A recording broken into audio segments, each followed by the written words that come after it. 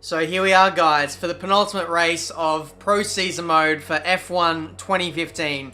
As it stands right now, we have moved into the lead of the Drivers' Championship thanks to the race win we got in the previous episode in Mexico. So that means we lead the championship by 7 points over Lewis Hamilton, who's in second place. Kimi Räikkönen is in third, with Sebastian Vettel fourth, and Nico Rosberg in fifth place as well. He has a very, very slight chance to win the championship, so it's almost like a five-way fight, but at the moment, it's between myself and Hamilton. That's where the main rivalry lies, as we have 2 races left to go in this season. So here we go. For Brazil, I'm pretty confident that I'm going to do well around this track because there's a lot of high-speed corners in that middle sector, and also with the nature of the track, it's also pretty hard to corner cut around here, so that means I'll be able to attack the track a lot more compared to some other tracks where, the strict corner cutting rules came into place for Singapore. Ever since then, I've been a little bit hesitant to really push the car.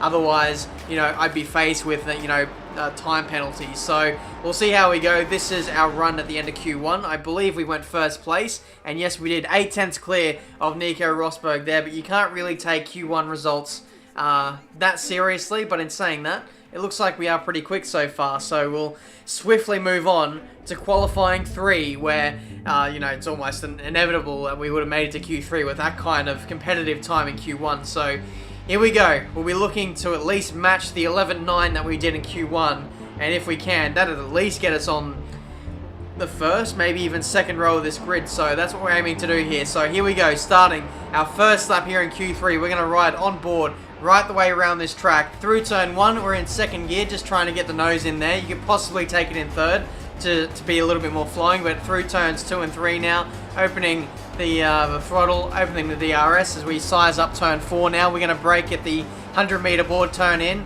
I think you can go through here in 4th gear as well, but I opted just to get in 3rd gear just so I could get on the power a little bit earlier and be a little bit more accurate with the car. So double right-hander, this is 5th gear. Try and get on the power as early as you can, and try not to track extend on the exit. Down to 2nd gear, turn right, and then shift up to 3rd briefly before shifting back down to 2nd to get the nose back in, and on the power early through here. This middle sector is really crucial to your lap time. 2nd gear for this right-hander, almost like a hairpin.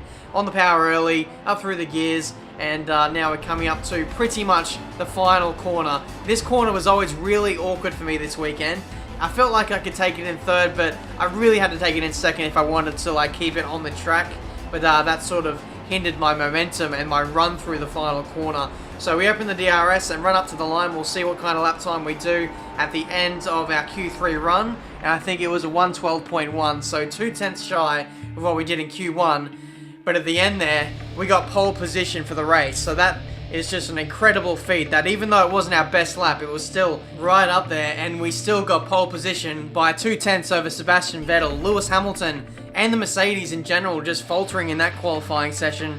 They should have got on the 2nd row, at least maybe challenge me for pole. So we've got a clear advantage heading into the race, and I just can't wait to see how this race turns out. So without further ado, let's go.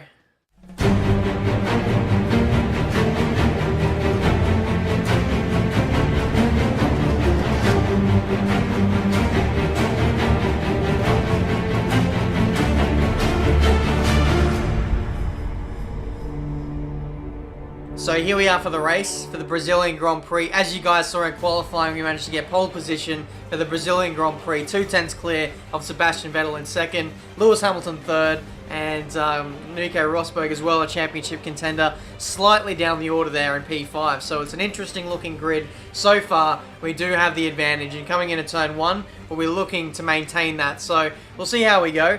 The race strategy today, I believe, will be something like a 3-stop. The tyre wear can be pretty harsh around Brazil, that is if you thrash the tyres too much, and as you can see there, 3 stops. So option prime, we'll have to look after our tyres in the early part of the race, try not to get involved in too many battles, and then really look after our tyres heading forward to the back end of the race. So like I said, massive championship implications if we make any mistakes today, so we'll need to make sure we make no mistakes. So here we go.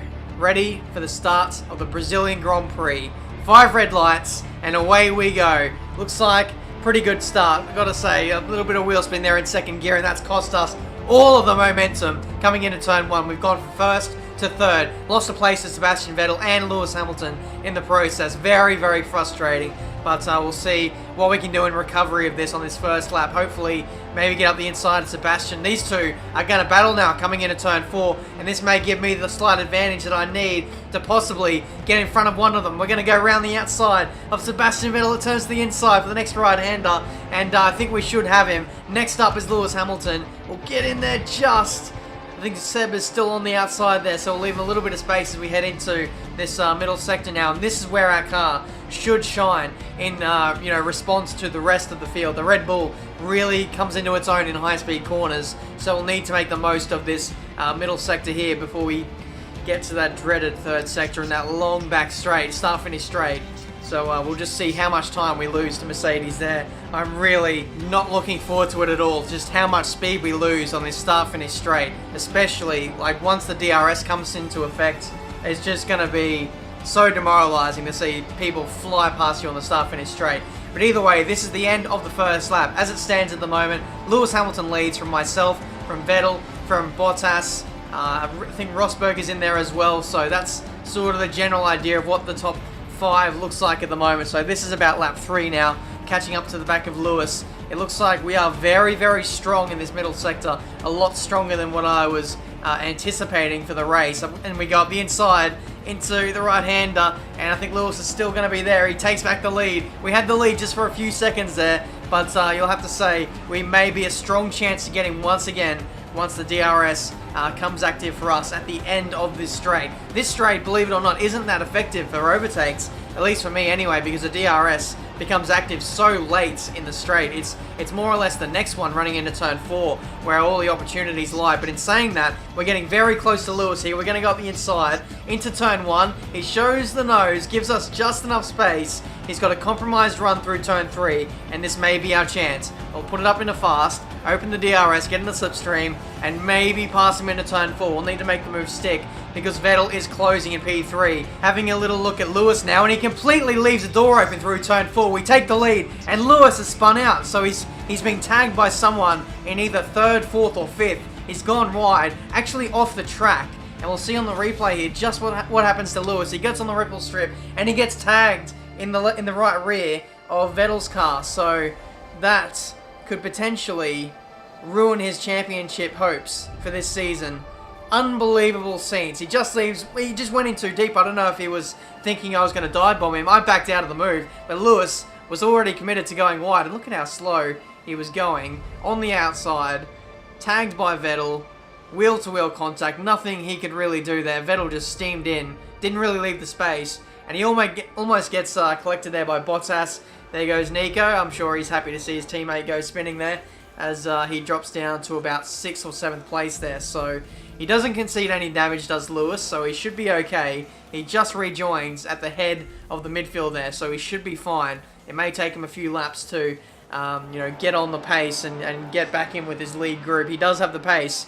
It's just a matter of keeping it cool and not letting the frustrations of that incident get to him. So we'll carry on now. This is about lap 5 or 6 now, and this is Vettel now making a little bit of a challenge now for the lead coming into turn 4. We are running in standard revs, I believe, so we could have gone a little bit quicker through that straight, but either way, it looks like Vettel has the early pace at the moment, and it seems that ever since I got into the lead, really, I haven't really been pulling away from the guys behind me like I was hoping to. But here goes Vettel up the inside into turn 1. We'll let him go through there. We'll take the DRS, I think, into this next DRS straight. So that's what I'm hoping for. This is sort of a tactical ploy here, and unfortunately on that straight I wasn't able to get him, so it may be down to us to pass him through the middle sector, and we'll see just what our strengths are versus Vettel around this racetrack. It may be that the Ferrari is a little bit stronger in the middle sector compared to the Mercedes of Lewis Hamilton, but we'll have to wait and see. This is the very spot where we passed Lewis many laps ago for the lead, where we took it for just a few seconds there. Vettel, it looks like he's a little bit weak through this middle sector as well, so it may just be an AI thing. It could be that we're just supremely quick through the middle sector. I'm not too sure why, because we're only running with 3-1 wings, so in effect, you'd think that we wouldn't be too strong around this track through the middle sector, but either way, we take the lead once again. Vettel is still on our left-hand side, and it's going to be side by side now into the effective... I call this the final corner all the time. For me, it's the proper last corner. Either way, going side by side with Vettel there, we slowed each other up quite a bit there, and now Vettel has got a pretty terrible exit off the final corner, and we are literally all over him coming across the finish line here. It's going to be around the outside into turn 1. We squeeze him to the left-hand side, and we should have that inside for the next right-hander. Vettel making wheel-to-wheel contact there, and he takes the lead. Once again, we're sort of toying with each other at this stage. We're not really going for out-and-out blows or knockout blows at this early on in the Grand Prix. We are leaving quite a bit of space. We are trying to be quite respectful as we take the lead once again from Vettel. But yeah, it's a pretty long race, and we're only at the start of it so far, so I thought there was no point in being too defensive or trying to block off Vettel too much. We are having a pretty nice battle at the moment, but we are starting to cost each other a bit of time, even though we do have a sizable lead over Nico Rosberg at the moment. And as you can see on this clip, that was Lewis Hamilton just catching up to the sort of lead group, catching up to the likes of the Red Bulls, the Ferraris, and also the 2 Williams. And now this is Sebastian Vettel making his first pit stop of the race. I've got to say it's quite early on compared to what my first pit stop is supposed to be. It's about 3 or 4 laps before mine, and I'm just wondering whether this is another strategy ploy from Red Bull, who are possibly trying to get away with one less stop. I've seen this sort of pattern emerge. I don't know if I've said it in the previous episodes, but Red Bull have been trying to put me on different strategies compared to the rest of the field, and it's been a little bit annoying. Just, I always want to know what the other cars are doing, and now I'm having to react to what Vettel is doing, and now I'm pretty much going to have to make up my own race strategy going forward for the rest of the race here. I may adapt to what the AI are doing like I normally do, or I could even stick it out in this next stint and extend the life of this current option set and try and do the 3 stop, because it looks like I may be doing a 4 stop with the AI if the tyre wear is too bad. But we rejoin on the track. I really put in a good in-lap here to make sure that we rejoined in the lead, so we'll see if that has paid off or not. Vettel should be passing us on the right-hand side, possibly. Yes, he does.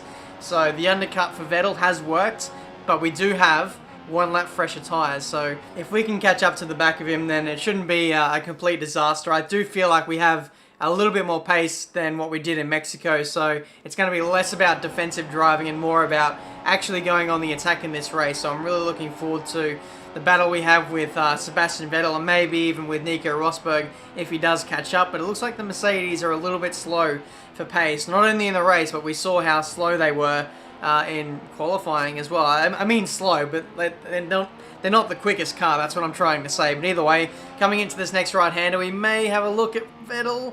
We could have gone up the inside there, but I decided to bite my time. We do have a bit of a gap to the cars behind us, so I can afford to really set up this move and make it stick, and make it stick effectively. So we'll just stick in the slipstream for now, save a little bit of fuel while we have DRS to utilise to keep us on the back of Vettel. So we'll see what we can do. We are, of course, quicker in the middle sector, so that's where we're going to get the move done anyway. So the more time we can actually spend behind Vettel, the more fuel we can save in effect. But either way, Vettel makes a critical mistake here. He goes defensive into the right-hander, and we go, okay, we'll go around the outside then and take the race lead of the Brazilian Grand Prix. Very impressive move, one that you don't see too often in my career modes. We go round the outside of Vettel at a very slow speed corner to take the lead of the Grand Prix. That is a sweet move. It felt so satisfying to do that. It felt like we had just supreme grip in the tyres to just fly around the outside of him. Unfortunately, we don't have the straight line speed to match. Otherwise, we'd probably be a bit of an unstoppable force in this race so far. But either way, we get up the inside of Vettel, who tried to make a counter-attack at us at the very next DRS straight, and we grabbed the lead there. And from there, Vettel actually lost the 1 second margin to us, and he dropped out of DRS range. So I decided to go all guns blazing, fast revs, and try and break out of the slipstream. We did that, and now we're lapping both Amanas here, and hopefully those guys can possibly slot Vettel and allow us to pull away even further. But I don't think we'll need that, to be honest, because I do feel like we do have a tenth or two over Sebastian Vettel at the moment. 3 seconds separate you. 46 laps to go. So like I was saying just before, I think we have a tenth or two over Sebastian Vettel per lap, so that can allow me to just ease away ever so slightly without risking the car by pushing, 10 tenths every single lap. It's allowing me to just drive comfortably and look after the car over the course of the race stint.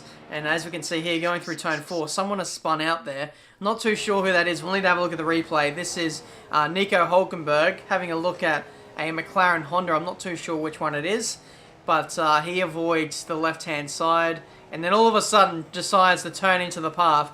Fernando Alonso effectively takes himself out, loses a chunk of his front end plate there, and is just sitting on the racing line waiting to be collected. Almost gets taken out by the other McLaren Honda. He reverses out the way, and no damage done there in the end there. So that was very lucky for the Force India driver. Carrying on, we're still lapping lap cars here. This is a Toro Rosso now getting lapped. So the short lap time of Brazil is meaning that a lot of cars are getting lapped here. And because there's no safety cars, it's all down to race pace, whether you can stay, you know, on the lead lap or not. But either way, we're coming in for our second stop now. We're going to come in for a set of option tyres, and we are coming in about 5 laps after, maybe 4 laps after everyone else has stopped before us, apart from Ricciardo and Rosberg. Those guys are on a 3-stop, but the rest of the field are doing 4. So it's an interesting little tangent that we're getting ourselves into here. And I really did fancy myself on the option tyres. I felt like they still had a decent amount of life in them. And rejoining on the track, we actually rejoined in the lead of the race, despite giving Vettel a 4 or 5 lap undercut on us. So the fact that we were able to get away with that, we're now possibly going to get away with 1 less stop in this race. And this could potentially make our race win even more significant. It could like blow out the margin to a pretty high margin if Vettel can't close us in with much fresher tyres towards the end of the race. So it's going to be interesting to see which strategy prevails here, but it looks like we have the early advantage at the moment, especially with Rosberg being a rear gunner for us. It was about 10 seconds back. So that's sort of the strategy game at the moment. We're now coming into the midfield of all the lap cars, and we're just trying to get through these guys as quickly as we can. That's another incident with the McLaren Honda there. He scrapes up against the wall there.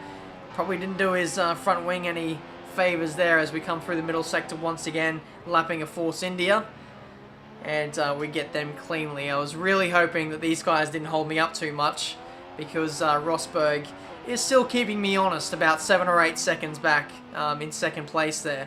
So we're just trying to press on as much as we can. I have no idea what Lewis Hamilton is doing at the moment. He did get off to that very terrible start, and I'd imagine that he'd sort of be around the top 5, maybe closing in on Vettel or a Rosberg at this stage of the race. And now we're just inquiring when our pit window is. I'm trying to like get an idea of when everyone else is coming in, like the likes of Vettel, because they of course are doing 1 extra stop, and they will have fresher tyres than me for the rest of the race. So I'm trying to like manage all the cars behind me, trying to get as much information as I can, because like I've said, like the info that you get on Pro Season Mode is very limited. You're pretty much restricted to what your engineer tells you, so you've got to go on that data to guide you for the rest of the race. So here we go. I believe this is our final stop now, coming in for a set of prime tyres. The second, or the middle half of this race now, has just been me trying to string along consistent laps and trying to build out that lead. So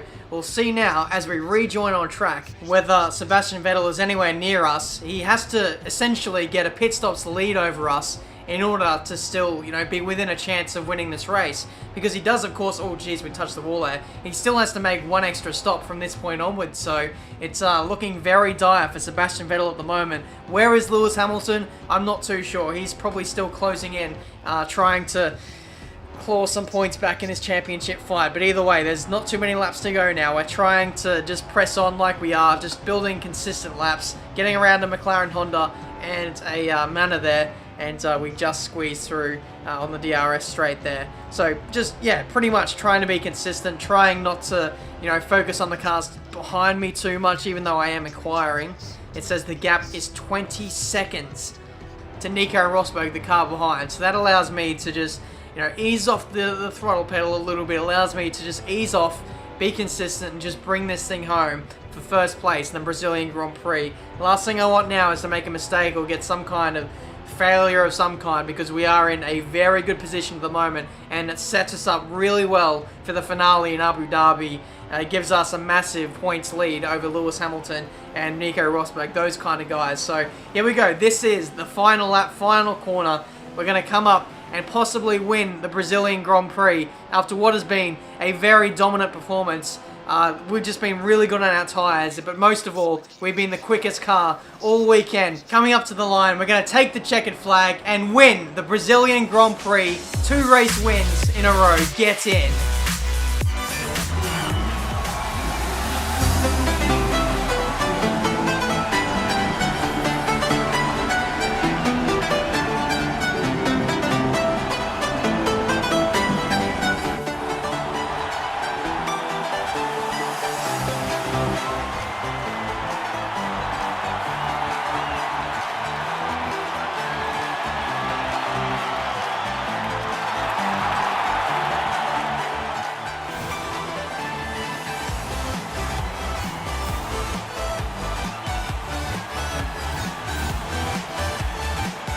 With those results, we now crown a new Drivers' World Champion.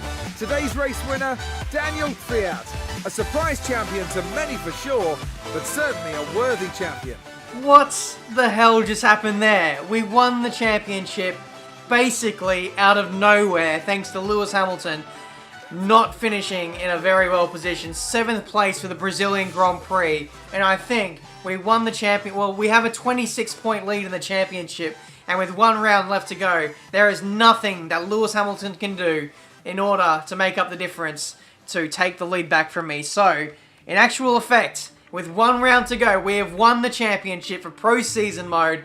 And, wow, it just came out of nowhere. You should have seen my reaction when I crossed the line and I saw that animation with my car, with Daniel Kvyat doing the burnout. It was just like something else. Like, I could not believe it. That was just crazy. I don't know how that happened, but we did win the championship in style. Dominant win here in Brazil.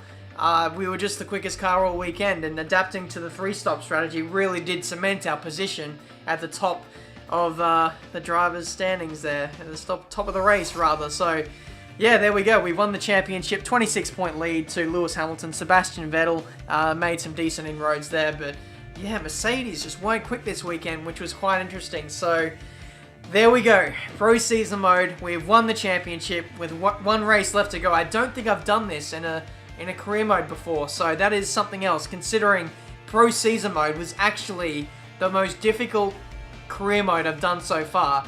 To have it completely turn on its head with 2 rounds to go, winning Mexico and then taking the championship here, was just a massive shock. And I think it does this series a little bit of injustice, the fact that we won it with 1 round to go. This championship was so hard, and this car was pretty damn slow in a straight line with the strict corner cutting rules as well. It made for a very tough championship, but in the end, we've won. Leave a like if you enjoyed this series, guys. I can't say it was my most favorite one, but it was definitely one of the toughest. So now I have a little bit of a question for you guys. Let me know down in the comments whether we should end the series right now on a high, or should we go to the finale, start from the back, and see what we can do starting from last place in Abu Dhabi. I'd be very eager to see what you guys make of that, but yeah, that's it for Pro Season Mode, and that may well be it for any career mode on F1 2015. We'll have to wait and see. But yeah, once again, guys, thank you so much for watching, and I'll see you guys next time.